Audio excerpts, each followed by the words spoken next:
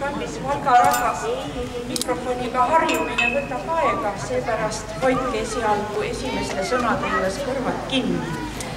Aga pärast katsume juba ladusamalt edasi saada. Valga militaarfestivali ajal on meil nüüd uuendusena kavas kommenteerida seda, mida te kohe nägema hakkate. Ehk siis militaarparaadi.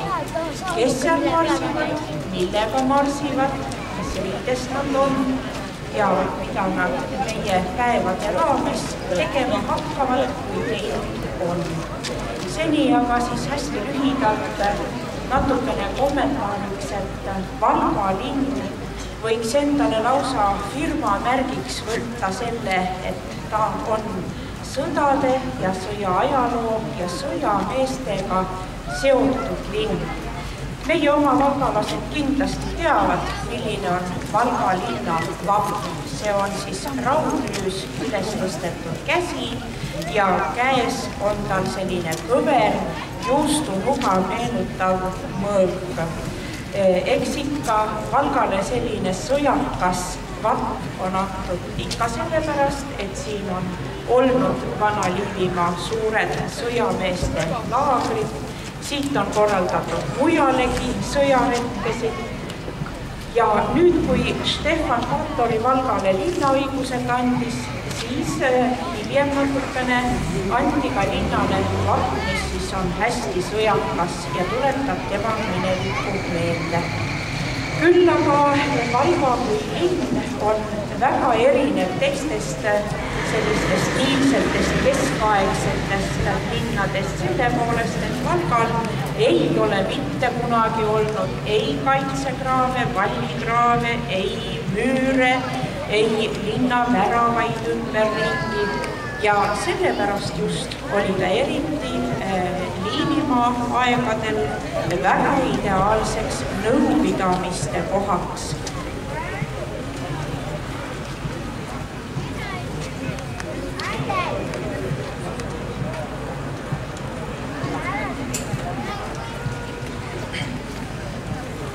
Nii et rääkisime siis sellest, et Valga on läbi aegade olnud sõdadega seotud linn, sõjavägedega seotud linn ja väga selline maskuliinne, paljurahvuseline linn.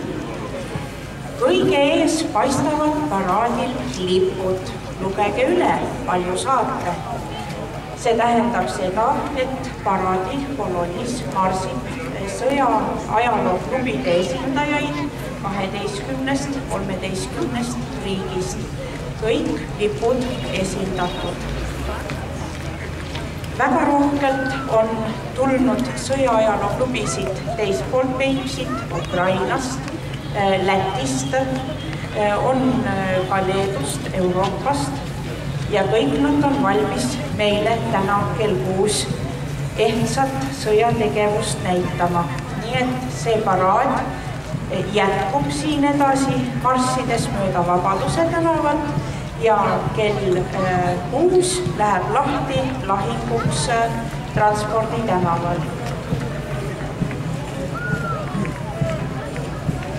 Nii, ja ongi tulemas Valga isamaalise kasvatuse püsiekspositsioon muuseumi täitsa elus eksponaat. Eksponaadi nimi on siis Soomu PRDM 2.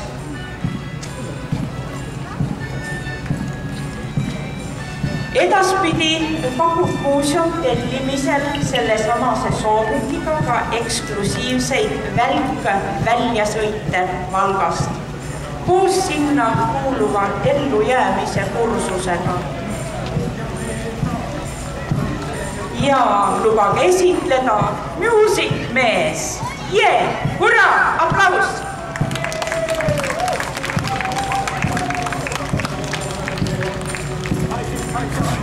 Ja nüüd lubage esitleda meie linna ja maakonna vägevaid.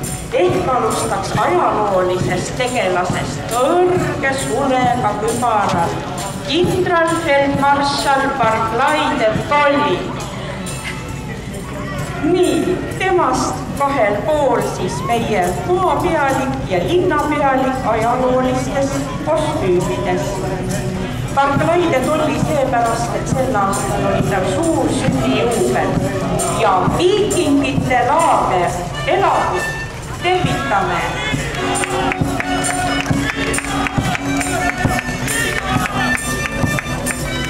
Nii, ja järgmisena saabub Preobrazhenski folk. Privet! Ura!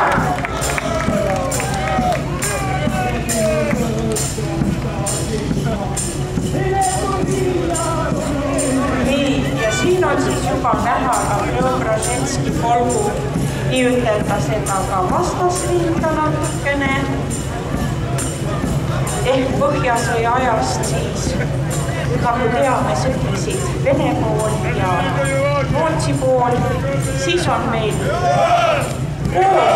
siin on punatähega seltsimees. Tema on meil Vabadussõja ajast ka. Vabadussõja ajast on teada, et just eriti sõja alul Punaarmee sõdurid sõdisid 8-tunnise tööpäeva eest ja tegid streiki.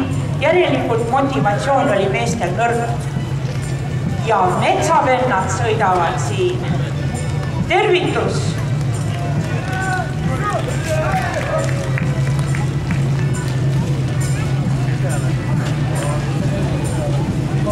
Ja lürtsub pill ja pillid püüavad. Nüüd on need saksa sõdurid, kes marsivad.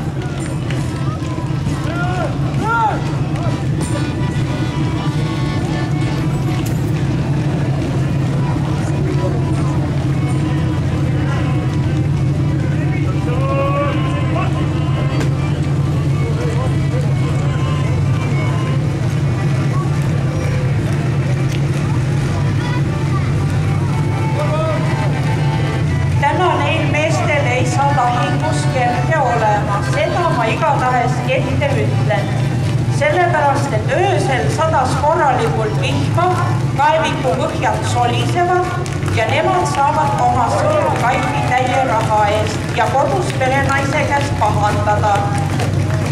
Sellepärast, et mundreid tuleb pärast pesta kõvasti. Nii, erinevad sõjaaegsed tehnikat kalastajahde paistab ühes väikses autos. Härra ofitsiir sõidab meile, saluut, härra ofitsiir.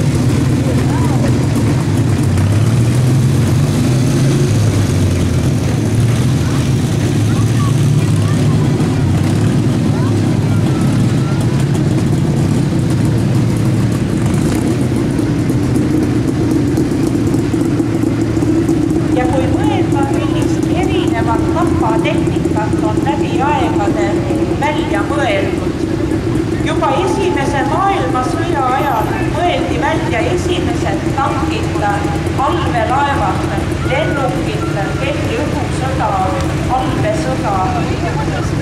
See siin, mida te näete, on kõik teema arengus.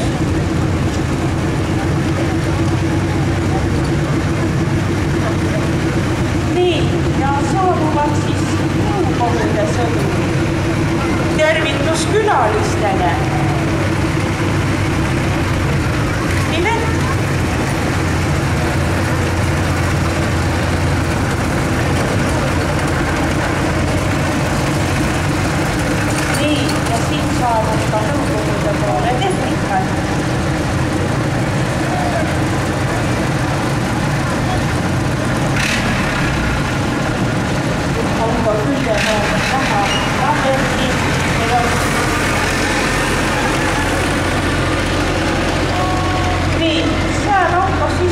Eesti laskurkorpuse mehed, nagu ma jutu järgi aru saan. Nii et mehed, andke gaasi ja näidake lahingus, mis te võite.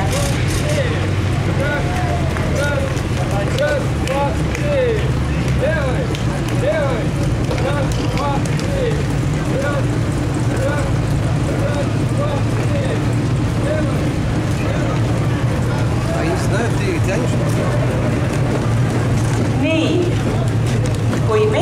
käsi, siis ei tohi väsida ka tehnika. Kui muidu ei lähe, siis kas või lükates.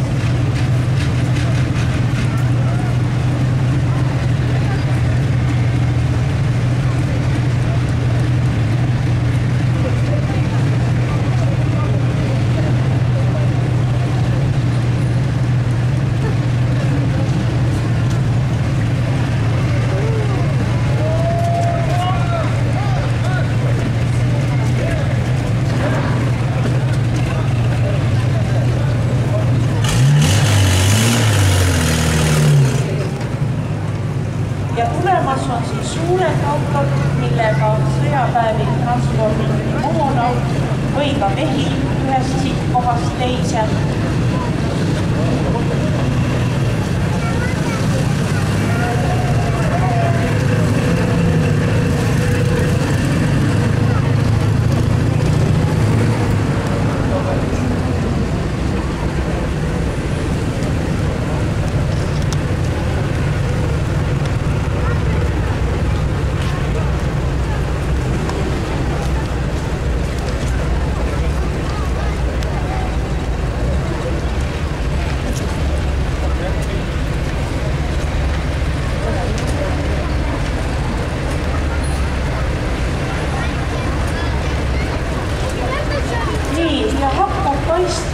Meie kolonni sogaots.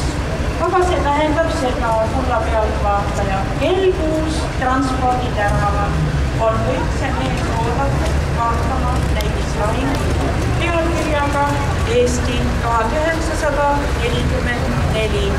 Mehed on välja valinud teile etendamiseks ühe konkreetse episoodi noist sõjapäevadest, mis siis peaks nagu Tartu vallutamist käsitlema. Lahingud olid tookord väga verised, heitliku õnnega, kord üks, kord teine. Ja seda saate kõik oma silmaga näha. Praegu aga, kui te õige kiiresti tempot tõstate, siis te saate ka näha Valga kenneliidu esitlust. Näidatakse seal tõukoeri, mida nad oskavad ja suudavad. Seejärel on lühikene kava Piirilinna liikmendi ja kell 6, kordan, kell 6 algab näiteks Eesti 1944. Valmimisplatsid on ka Rauda juures, Paul-Kooti juures ja kavalamal autojuht leiavad tarkumise võimaluse ka veel muudes lubatud kohtades. Autoga otse lahingupaistvalt juurde ei pääse. Nii, tänan kõigile, kes kohale tulid ja kohtume lahingupaigas.